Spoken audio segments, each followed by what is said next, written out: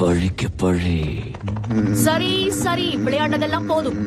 நாம உடனே போய் மகாராணிக்கு உதவி செய்யணும். ஓ அப்படியா?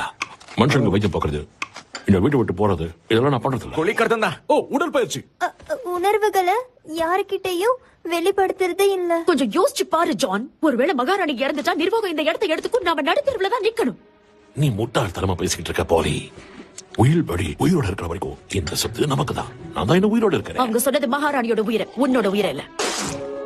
இப்பதான் குளிச்ச, அதுக்குள்ள பன்னீர் அபிஷேகமா? கான்ட்ராக்ட வாங்கும் போது குரங்குகளை படிக்க வச்சது என்னுடைய தப்பு தான். உங்க வேலை காலி.